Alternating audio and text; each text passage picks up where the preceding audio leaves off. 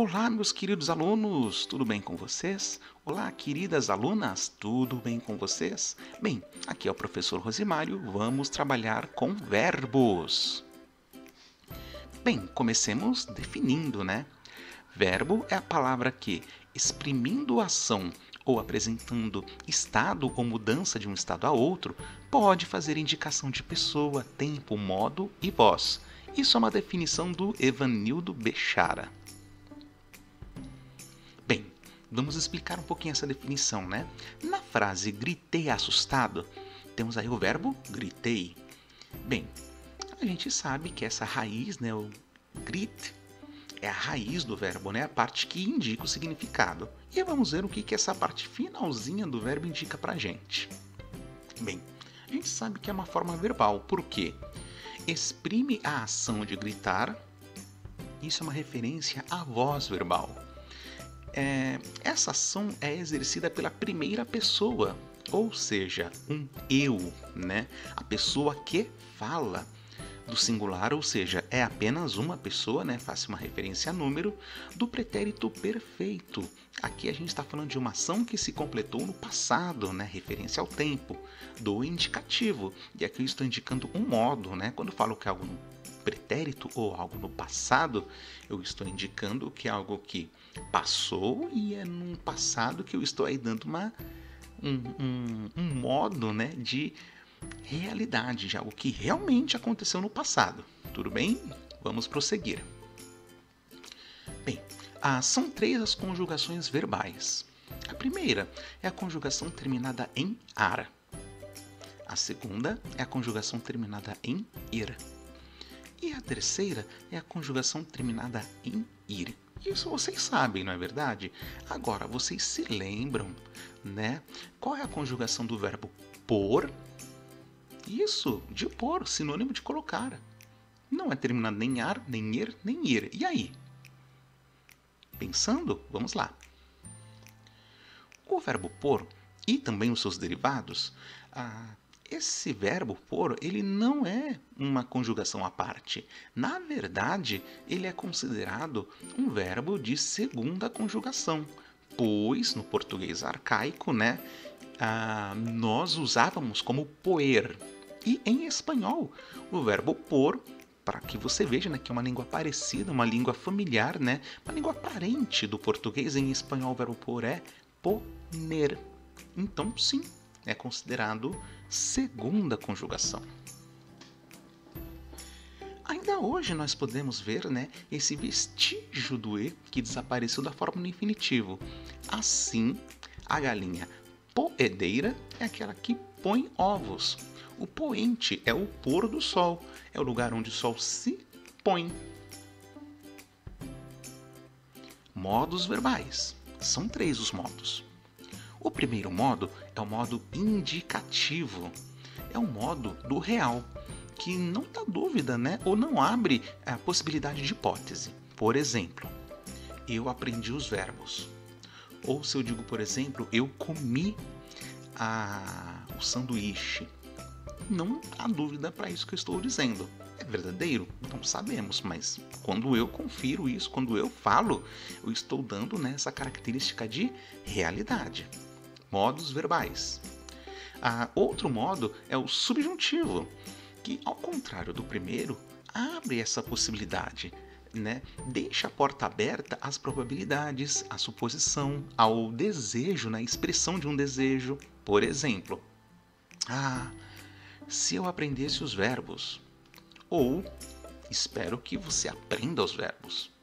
No primeiro caso, eu estou aí, né, colocando uma suposição, um desejo, e aqui, né, estou deixando mais claro, né, que é um desejo. Bem, prossigamos. Outro modo verbal é o imperativo, meninos. É o imperativo, meninas. É o modo da ordem, é o modo da súplica e é o modo do pedido. Se eu digo aprenda os verbos, eu estou aí dando uma ordem, né? Ou fazendo um pedido. Se eu digo olhai os lírios do campo, a mesma coisa, né? Se eu uso, por exemplo, a forma verbal nas orações, né? Por exemplo, venha a nós o vosso reino, né? esse venha eu estou usando o subjuntivo, mas se eu digo, por exemplo, o pão nosso de cada dia nos dai hoje, né? Perdoai as nossas ofensas. A gente está usando aí a característica de súplica.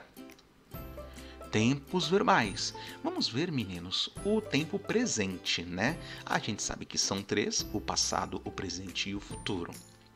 O presente faz referência a fatos que se passam no momento em que nós falamos. Bem, é o caso mais claro, né? O que você faz aqui a esta hora da noite? Estou corrigindo os exercícios. Estou aí usando o modo, né? Aliás, o modo não, perdão, o tempo presente. Com relação ao presente é interessante porque eu posso usar ele, né, não para indicar algo que eu estou fazendo, algo que ocorre no momento em que eu falo, mas também posso transmitir uma verdade geral. 2 mais 2 são 4. Também, né, são comuns. Opa, botei um comum aqui, gente. Ignore isso, né? São comuns em expressões proverbiais. Aí, nesse caso, né, o presente durativo ou é o presente universal. Devagar se vai ao longe, quem tudo quer, tudo perde, né? Pode também, claro, né, o presente ser usado para indicar uma ação praticada regularmente, um hábito. Nesse caso, é o presente frequentativo. Lava a calçada todos os domingos.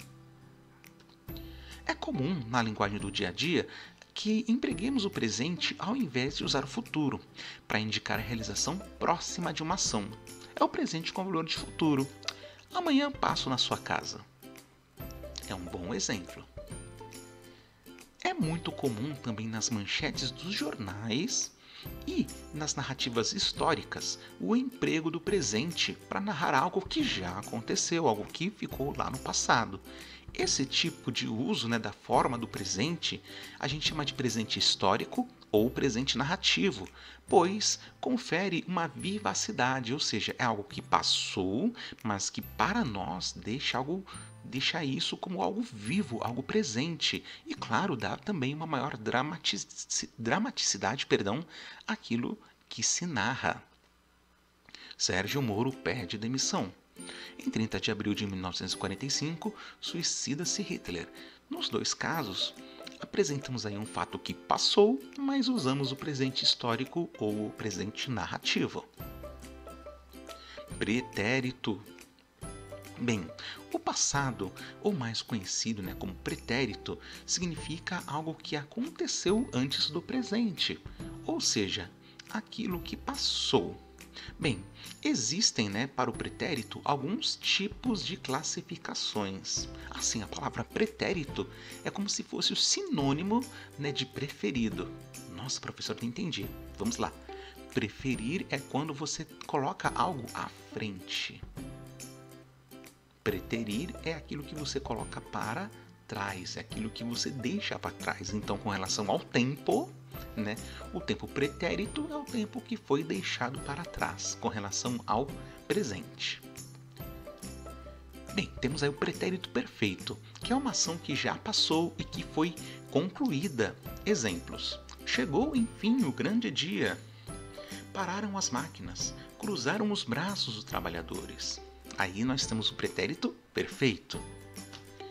Pretérito mais que perfeito é uma ação já passada e concluída antes de um pretérito perfeito. Temos aí como exemplos: quando chegaram em casa, constataram que sua avó preparara um delicioso bolo de cenoura. Esse preparara é uma ação que aconteceu, se existisse uma linha do tempo, antes do chegaram em casa.